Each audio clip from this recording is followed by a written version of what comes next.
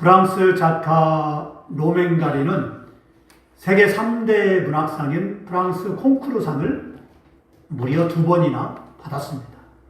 그의 어머니는 아들을 홀로 키우면서도 언제나 아들이 최고라고 응원했습니다. 2차 세계대전 당시 프랑스 공군에 입대한 아들을 위해서도 어머니는 늘 편지를 썼고 평지로 격려했습니다. 어머니의 병환 소식에 급히 고향을 찾아온 아들에게 어머니는 너는 군인으로 나라를 지키는 백전노장이지만 엄마는 생활인으로 백전노장이란다 라며 오히려 용기를 줬다고 합니다. 이후에도 어머니는 아들에게 편지를 계속해서 보냈습니다. 마침내 전쟁이 끝나고 로맹가리는 큰 포상과 훈장을 받고 고향으로 돌아왔습니다.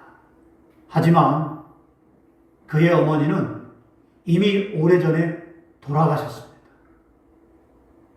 그동안 그에게 전달되었던 250통의 편지는 어머니가 죽기 전에 병중에서도 힘을 다해서 혼신을 다해서 미리 쓴 것이었습니다. 어머니는 지인에게 일주일 간격으로 편지를 보내달라고 돌아가시기 전에 부탁했습니다. 그리스도는 하나님이 우리에게 보낸 사랑의 편지입니다. 하나님이 나의 죄를 용서하시고 나를 구원해주시고 나를 지켜주시고 나를 보호해 주신다는 사랑의 고백이 바로 그리스도의 편지입니다. 본문은 그리스도의 편지라는 제목의 말씀이에요. 이 시간 우리는 본문을 통해서 그리스도의 편지가 우리에게 어떤 의미와 내용을 보내줬는지를 깨달으며 은혜를 받고자 합니다. 본문 1절 말씀 보십시다. 우리가 다시 자천하기를 시작하겠느냐? 우리가 어찌 어떤 사람처럼 추천서를 너희에게 붙이거나 혹은 너희에게 받거나 할 필요가 있느냐?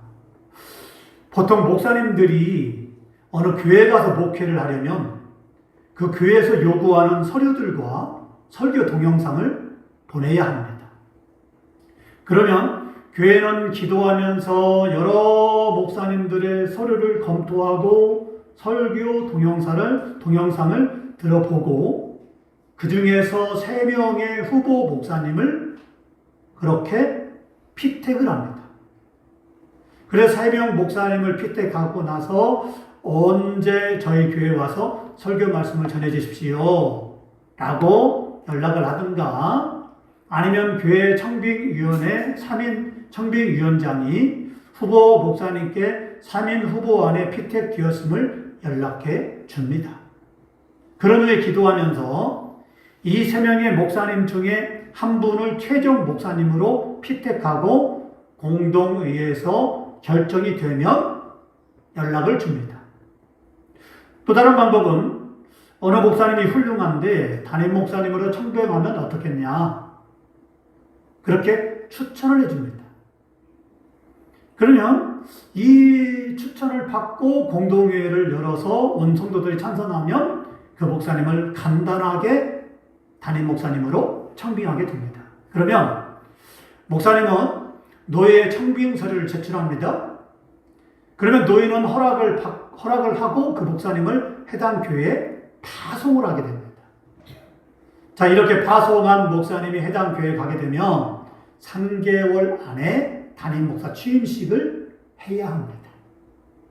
자, 이런 절차가 다 통과되게 되면 이제부터는 본격적으로 그 교회에서 목회를 정식으로 하게 되는 것입니다. 개척교회도 절차를 지키기는 하지만 성도들이 여러 목사님 중에 한 분의 목사님을 청빙하는 것이 아닙니다. 목사님이 교회를 개척하여 세우는 것입니다. 교회가 목사님을 선택하는 것이 아니라 목사님이 교회를 세우는 것입니다.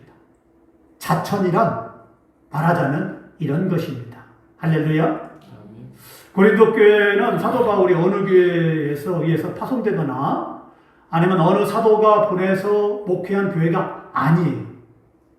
고린도 교회는 사도 바울이 개척하여 세운 교회입니다. 고린도 교회는 하나님이 사도 바울을 통해서 세우신 교회입니다. 그러니 어느 교회나 어느 사도로부터 천거서가 필요 없습니다. 이미 사도 바울은 안디옥 교회에서 이방인 사도로 파송을 한 상태입니다. 이미 사도들로부터 안디옥 교회를 통해서 정식 절차를 받고 허락을 받고 어느 이방인 지역에 가서 복음을 전하여 교회를 세우던 사도 바울이 임의적으로 다 할 수 있습니다. 그래서 사도 바울은 이미 사도들로부터 보냄을 받았고 천거서를 받았어요. 그래서 안디옥 교회가 인정하고 사도들이 인정한 사람이 누구냐? 바로 사도 바울. 그리고 이방인 지역에 어느 곳을 가든지 간에 세울 수 있습니다. 말하자면 사도 바울은 이미 교회에서나 사도들로부터 천거서, 추천서를 다 받은 상태예요. 그런데 사도 바울을 음해하고 공격하는 일부 성도들이 고린도 교회에 있었습니다. 이 사람들은 사도 바울에게 사도됨을 입증하는 추천서를 내보이라고 요구하고 공격했습니다. 자, 이렇게 사도 바울을 공격한 사람들은 바울이 지나치게 자기 과장에 익숙한 사람이며 심지어 천거서, 추천서도 받지 못한 거짓 사도라고 그렇게 매도했습니다. 자, 그러면서 비난하고 헛소문을 내면서 사도 바울을 막 공격했어요. 그러면 바울이 이런 자들의 공격을 일축하기 위해서 새삼스럽게 자신을 다시 자청해야 합니까? 본문은 아니다라고 단호하게 말씀하고 있습니다. 지금은 그렇지 않지만요, 사도 바울 당시에는 어느 교회에서 어느 교회로 가려면 반드시 추천서가 필요했습니다. 그런데 추천서가 뭐냐? 증명서예요. 우리가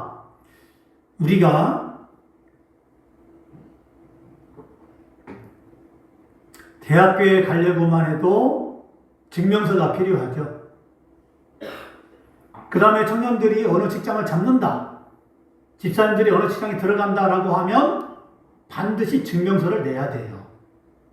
내가 누구인가, 가족증명서, 주민등본, 여러 서류가 필요합니다. 심지어 건강검진을 하고 증명서도 내야 돼요. 그렇죠? 알바를 하더라도 그렇게 돼야 됩니다. 자, 이런 추천서가 필요하죠? 그래, 사도 바울 당시에도요, 목사님들이 어느 교회에서 어느 교회를 가려면 반드시 추천서를 가지고 가야 돼요. 당시에는 목회자가 많이 부족했기 때문에 한 사람이 여러 교회를 순회하면서 설교 말씀을 전합니다. 그러면 그렇다 할지라도 누구로부터 보냄을 받았다라는 증명서를 내보여야 돼요. 그렇지 않으면 거짓 사도들이 오잖아요. 거짓말로 올 수도 있어요. 이단들이 올 수도 있어요. 영지주의자들이 올 수도 있어요.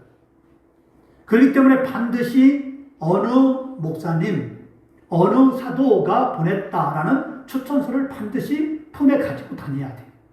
그리고 그 교회에서 말씀을 전하려면 추천서를 내보여야 돼요. 이게 확실한지. 그런 다음에 하나님 말씀을 전할 수 있었습니다. 우리나라에서도요, 초대교회 때는 그랬습니다. 목회자가 이 교회 저 교회를 다니면서 설교를 했는데, 그러면 이 목사님이 진짜 목회자인지 알 수 있는 방법이 없지 않습니까?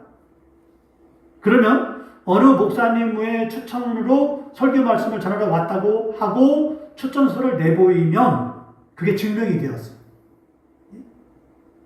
지금이야 교회가 많아도 목사님들이 이제는 신학대학원 나오면 교회를 다 채울 수가 있죠. 그러나 우리나라 초대교회 때는요, 교회는 많이 세워졌는데 목사님들이 없어요. 왜냐하면 배움이 적기 때문에. 그래서 최소한 목사님이 되려면은 최소한 고등학교는 나와야 돼요. 그럼 그 당시에 고등학교는요, 지금의 대학교예요. 대학원. 그리고 고등교육을 받았다라고 하면 많이 배운 사람이에요. 이게 아주 똑똑한 사람이죠. 그래서 지금은 고등학교가 다 갈 수 있지 않습니까? 그 당시에는 고등학교에 아무나 못 가요. 다 시험 봐야 되는데 똑똑한 사람만 들어가요. 그렇기 때문에 그 당시에는 고등학교만 나와도 다 교사, 선생님이 되었어요. 자, 보십시오. 이런 추천서가 필요합니다. 말하자면 저들은 사도 바울에게 사도됨을 입증하는 그런 추천서를 요구했던 것입니다. 사도 바울은 저들의 요구를 단호히 거절하며 왜 자신이 추천서 제출을 거절하는가에 대해서 이렇게 자세히 말씀했습니다. 본문 2절로 3절 말씀하십시다. 너희는 우리의 편지라 우리의 마음에 썼고 무사람이 알고 있는 바라. 너희는 우리로 말미암아 나타난 그리스도의 편지니 이는 먹으로 쓴 것이 아니요 오직 살아계신 하나님의 영으로 쓴 것이며 또 돌판에 쓴 것이 아니요 오직 육의 마음에 쓴 것이라. 아멘. 자, 사도 바울은 자신에게 참고서 즉 추천서를 요구하는 자들에게 다음 세 가지를 말씀했습니다. 자, 첫 번째로 너희는 우리의 편지다. 너희는 우리의 편지다.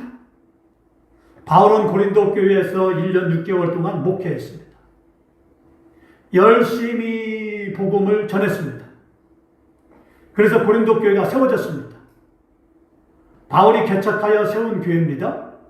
특별히 고린도 교회는 바울이 영적으로 가장 힘들 때 세운 교회라 어떤 교회보다도 더 애착이 가고 의미가 있는 그런 교회였습니다. 그런데 지금 이런 사도 바울이 에베소 교회에 와 있는데 고린도 교회에 문제가 들려옵니다.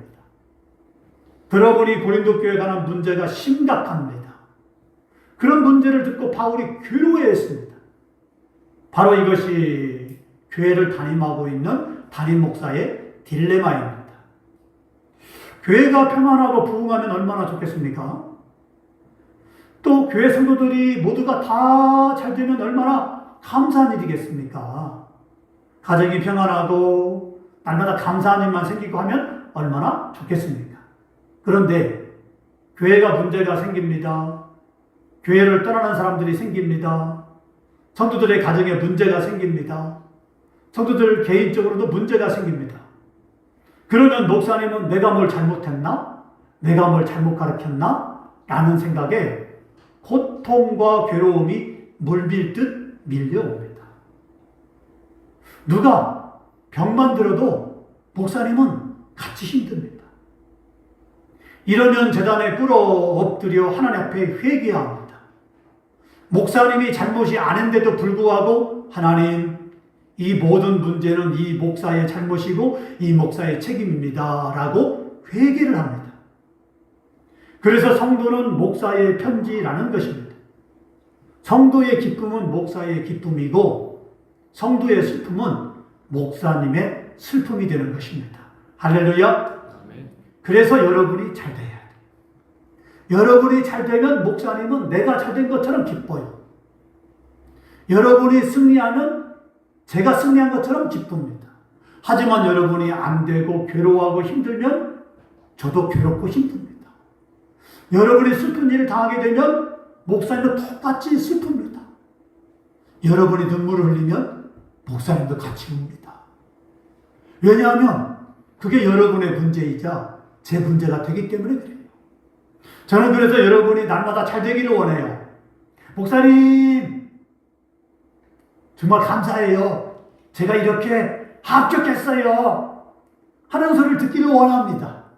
목사님 제가 좋은 직장에 들어갔거든요 하면서 그런 승리의 소식을 전하기를 원합니다. 그러면 어떻게 합니까? 전화 끊고 이야 잘됐다. 야 너무나 기쁘다. 또 그렇게 여러분이 예배를 드리면서 감사헌금을 드리는데 하나님 이래서 감사해요 저래서 감사해요 라는 걸 제가 읽을 때 기도할 때 너무나 감사해요. 그렇죠? 또 어떤 사람은 질병에 걸렸다가 나았을 때 문제를 해결받았을 때 기도의 응답을 받았을 때 그러면 그렇지 하나님이 도와주는구나 하나님이 역사하는구나 라고 그렇게 기뻐합니다. 청년들이 시험을 봤는데 합격했어요. 최종 면접을 보고 합격! 그 소식을 알려와요. 그러면 같이 기뻐합니다. 감사하죠. 얼마나 감사한지 몰라요. 바로 그것이 목사님의 바로 목회의 즐거움입니다. 그렇기 때문에 여러분이 잘 돼야 돼요. 할렐루야. 두 번째, 사도 바울은 너희는 그리스도의 편지라 라고 그랬습니다. 그렇습니다. 우리는 그리스도의 편지입니다. 주님은 우리를 통해서 그리스도가 나타나기를 원하십니다. 그리스도의 언어, 그리스도의 행동, 그리스도의 성품을 통해서 그리스도의 향기가 다른 사람에게 풍기기를 원하십니다. 세상 사람들이 우리를 통해서 그리스도를 알기를 원합니다. 편지는 소식을 전하는 도구의 일종이죠. 과거에는 편지만 보냈습니다. 그래서 편지를 주고받고 이렇게 소식을 전했죠. 그런데 오늘날에는 통신이 발달해서요, 소식을 전하는데 전화, 핸드폰, 그죠? 또 카톡도 있고요, 이메일도 있습니다. 하지만 종이에 쓴 것만큼 효과적이지는 않습니다. 그래서 요즘 첨단과학 시대에도 종이 문서를 팩스로 주고받습니다. 말로만 안 됩니다. 반드시 종이에 글이 전달되어야 됩니다. 그리고 국가 간에 우리가 체결을 할 때에도, 조약을 맺을 때에도 뭘 합니까? 대통령들이 서로 문서에 사인을 하고 주고받죠. 자, 이렇게 계약을 맺습니다. 반드시 전자결제가 아니라 문서를 주고받습니다. 종이를 주고받아요. 그래서 첨단 과학을 발전한 오늘날에도 반드시 종이가 필요합니다. 사도 바울은 고린도 교회 성도들이 그리스도의 편지가 되어주기를 원했습니다. 자, 이런 종이처럼 종이로 세상 사람들에게 팔아 읽어봐라, 그리스도가 이런 분이 아니냐 라고 우리가 편지가 되어주기를 원했습니다. 그래서 고린도 교회에 있으면서 정말 열심히 목회하고 말씀을 가르쳤습니다. 믿음 생활은 이렇게 하는 것이다 라고 행동으로 보여줬습니다. 예수님을 믿는 사람은 이렇게 말하고 행동하며 이렇게 살아야 된다라고 무려 1년 6개월 동안 고린도 교회에서 목회하면서 성도들에게 보여줬습니다. 사도 바울이 이렇게 한 것은 고린도 교회 성도들을 통해서 더 많은 사람들이 예수님을 믿고 예수님을 알고 예수님께 돌아오기를 원했기 때문에 그렇습니다. 그래서 우리는 그리스도의 편지가 되어야 됩니다. 하나님이 우리를 하나님 백성으로 선택하여 주시고 구원하여 주신 궁극적인 목적이 뭘까요? 그것은 우리를 통해서 세상 사람들이 예수님을 알고 예수님을 믿고 구원받게 하려는 뜻이 거기에 있습니다. 사도행전 2장 47절은 이렇게 말씀합니다. 하나님을 찬미하며 온 백성에게 칭송을 받으니 주께서 구원받는 사람을 날마다 더하게 하시니라 그랬습니다. 초대교회 때는요, 초대교회 성도들을 통해서 날마다 사람들이 예수님을 믿고 교회가 부흥했어요. 왜냐하면 세상 사람들이 예수 믿는 사람들을 보고 칭찬했기 때문에 그래요. 야, 예수 믿는 사람은 달라. 우리하고는 달라. 우리하고는 쓰는 말이 다르고 우리하고는 행동하는 게 다르고 우리하고는 살아가는 게 달라. 예수 믿는 사람은 참 멋져. 예수 믿는 사람은 참 아름다워. 예수 믿는 사람은 참 고상해. 본받고 싶어. 나도 교회 가고 싶어. 나도 저 사람처럼 저렇게 아름다운 삶을 살고 싶어. 우리는 막말하잖아. 우리는 욕하잖아. 우리는 막 함부로 행동하잖아. 근데 저 사람들은 안 그래.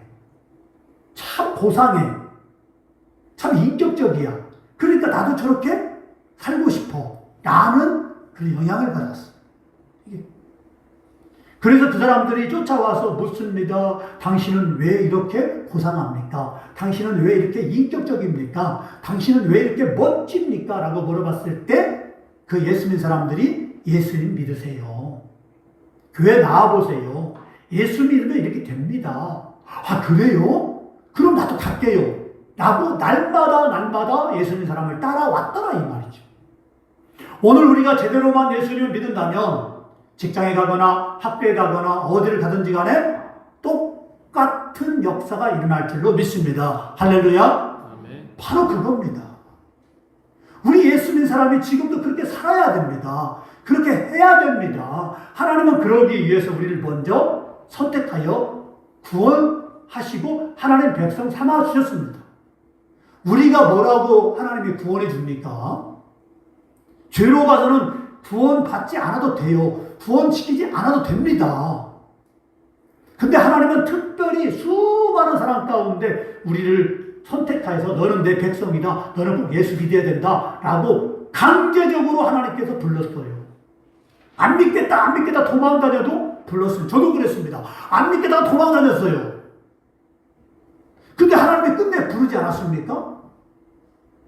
그래서 주의 종을 삼고 복음을 전하게 만들고 하지 않습니까? 그렇게 한 거는 뭐냐? 우리를 통해서 많은 사람을 구원하기 위한 하나님의 뜻이 있더라 이 말이에요. 그래서 우리는 나를 위해 살지 말고 이제부터는 구원받은 순간부터는 예수님을 위해 살아야 됩니다. 할렐루야.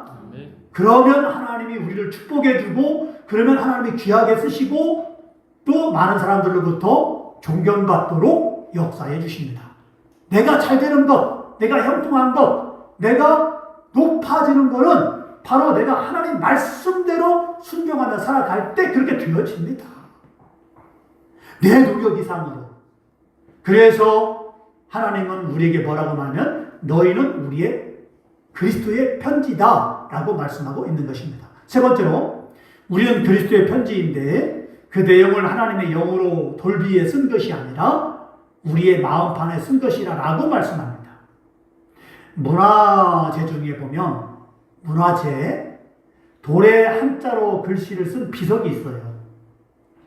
이렇게 돌에 글씨를 새기면 오래 갑니다. 1000년도 더 갑니다. 하지만 영원하지는 않습니다. 결국 돌판에 새긴 것도 세월이 지나면 닳아지고 지워지게 됩니다. 하지만 하나님의 영으로 성령으로 마음에 새겨 놓으면 영원히 지워지지 않습니다. 그러면 왜 하나님이 돌판에 쓰지 않고 우리 마음판에 쓴 걸까요? 그거는 우리를 통해서 그리스도의 마음이 전해지고 그리스도의 뜻이 전해지고 그리스도의 구원의 메시지가 전해지기를 원하기 때문에 그렇습니다. 우리를 통해 누군가 예수님을 알고 예수님을 믿게 되어서 구원받게 하려고 지워지는 돌판에 쓰지 않고 영원히 지워지지 않는 우리의 마음판에 하나님 말씀을 새겨놨습니다. 그러므로 우리는 이런 하나님의 뜻대로 그리스도의 편지로서의 삶을 살아야 됩니다. 할렐루야. 마태복음 5장 16절은 이렇게 말씀합니다. 이 말씀으로 오늘 말씀을 끝내고자 합니다. 마태복음 5장 16절 이같이 너희 빛이 사람 앞에 비치게 하여 그들로 너희 착한 행실을 보고 하늘에 계신 너희 아버지께 영광을 돌리게 하라. 다시 한번 이같이 너희 빛이 사람 앞에 비치게 하여 그들로 너희 착한 행실을 보고 하늘에 계신 너희 아버지께 영광을 돌리게 하라. 아멘.